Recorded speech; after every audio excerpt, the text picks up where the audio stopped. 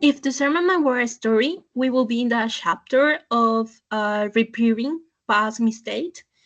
Despite knowing the human cost of our arms, many states still invest in weapons as if they couldn't bring real security. History has already shown us that this path leads to suffering, yet we continue to write ascent lines instead of turning the page toward peace. Well, I'll say we are in a very critical chapter because the tipping point for now is that we, I won't say battling between, but the reality is that we have old doctrines and we have new voices. So the traditional narrative is centered around deterrence, and it's currently being challenged by a new generation calling for human dignity and ethical responsibility. Because I think it's a really creative way to see it. But if disarmament was a history, or if disarmament was a story, or if we could choose a chapter on disarmament on this time, I would like to think it as the conflict part on this crucial area where we can choose on prevention and on stopping the current conflicts that are happening from getting to an even bigger global conflict. So Politically, I think there is a new progress in uh, in the awareness of the diplomats in calling for the youth, the future of the world, to get into the job of disarmament. I think we would currently be in something I would perceive to be a bit of a cliffhanger because there's quite a lot of things happening at the same time, and it's very uncertain of how things could develop. I think for one, in terms of the emerging technologies that are, have been developed in recent years, if we think about artificial intelligence, but also about just the kind of processes that have been happening in terms of like military infrastructure that has been developed, where it's very uncertain where this could lead us. But then at the same time, there is a bigger recognition for young people's involvement. There are UN processes, there's international organizations that are pushing for disarmament and peace building processes. So it's really this kind of, open end to a book where you're thinking, where's the story going to lead from now? But it's something that I think we'll have to wait and see, really. We are definitely still in the very early chapters of this story, primarily because we live in a world that knows armament far longer than it has known disarmament. And so throughout history, conflict is almost always solved through the sword. And so from my perspective, governments feel safer in the known, which is arming themselves, than taking the risk of completely disarming themselves. And we live in a world that has been conditioned to believe that armament is the only method of solving and deterring conflict. This could be due to various reasons like internal conflict, global distrust, economic interest, power dynamics. And so international laws and treaties on disarmament are also fairly recent if you put it against the timeline of world history. So we are still in the phase of understanding how committed and accountable countries are to these treaties. But the optimist in me would think that we are in the unlearning phase of militarized approaches to peace, and also in the learning phase of how to approach alternative pathways to negotiate the end of conflicts.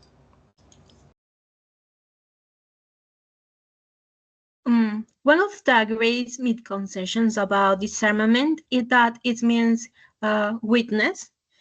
We live in a world where weapons are often seen as a symbol of power and domination, and without them, a state is considered vulnerable or unvaluable. The case of Ukraine illustrates this. For me, after the collapse of the Soviet Union, Ukraine injured nuclear weapons, but gave them under the Budapest Memorandum in exchange for security assurances. Today, many people argue that it was a mistake and that if Ukraine had kept nuclear weapons, Russia may not have invaded. Sometimes when people hear about disarmament, it's just about powerful countries and the Francis Summit. Sometimes people don't even know what the acronyms are. But the reality is that disarmament as well can be local. For example, Sierra Leone, we were faced with civil war. And what it meant was that those former fighters had to lay down their arms and the communities had to rebuild trust. So another misconception is that the idea of disarmament is utopian, but in reality, it's actually very, very much essential. For example, we have the Treaty on the Prohibition of Nuclear Weapons with the TPNW, which is a concrete and legally binding treaty. And we also have the treaty, the African continent have the Pelandaba Treaty, which already declared Africa as a nuclear weapons free zone. So these are not just idealism, they are actually leadership. So The most current misconception about disarmament and armed violence that we still carry to this day is that it's a topic far from us and is not something that we can take part on, because we need and we have the responsibility to take part on the decision making processes of everything that affects us. And armed violence and disarmament is something that is deeply connected to all of us. And I think disarmament is often viewed as this kind of rose-colored glass that people have, and that it's not really like a realistic goal to have. I think we're oftentimes very stuck in these narratives surrounding security policy. I think this is also really something that's supported a lot in academia. If I think about my studies in university, there was always a lot of study around security studies and all of these theories surrounding, military doctrine. And then disarmament was this kind of side thought of something that's, it would be very nice to achieve, but it's not really something that can be done because this, and that reason, which is quite a dangerous perception, I think, to have of disarmament, because it should actually eventually always be the main goal. So I think that first, disarmament quite a new term for the public, as they think it is a job of the negotiators or like the leaders of the country. One of the greatest misconceptions the public has about disarmament is that disarmament leads to insecurity. I think within the disarmament and arms control fora, there's often a tendency to lean towards a single definition of insecurity, which is being, for example, vulnerable to armed conflict or invasion. But if we expand this definition of insecurity, it could also mean, people not having access to proper social services, not having access to justice, and a functioning government.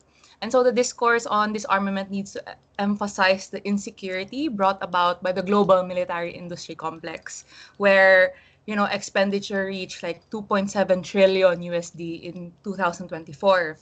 And so the prioritization of militarization puts a lot of people in a state of insecurity because the money poured into armament could have funded social services, healthcare, and education. So we often don't realize how, military spending drains taxpayers' money from receiving government support that could have prioritized, human protection rather than armament.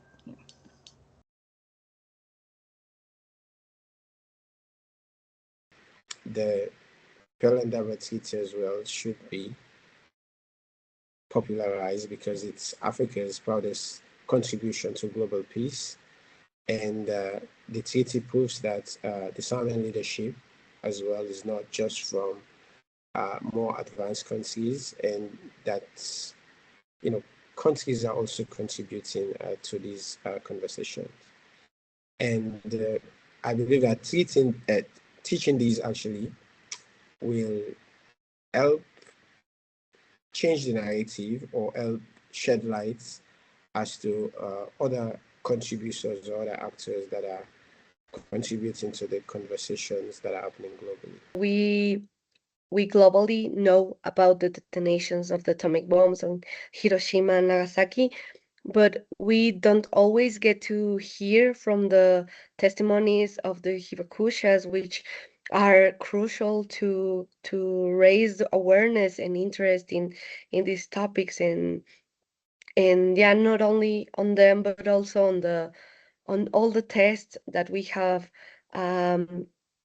that we have seen as humanity. The impact of testing of weapons, specifically the case of nuclear testing in the Pacific and in indigenous land, needs to be taught more widely. And I thought about this because I actually saw a TikTok where they explained the opening sequence of SpongeBob, where it's like a nuclear weapon exploding, and that's actually, it alludes to nuclear testing in the Pacific.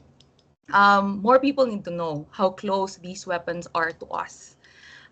They're closer than we realize, and civilians have paid and continue to pay the price of building weapons that are marketed to protect people. More people also need to know that there is a cost to war and warfare beyond money, and that's human lives. Honestly speaking, I think disarmament history overall is not really taught a lot. If I think about someone, I mean, I'm someone who actively studied international relations, and I did have courses in security studies where disarmament really was always a bit of a side note. It wasn't even really given like a full lecture, I think.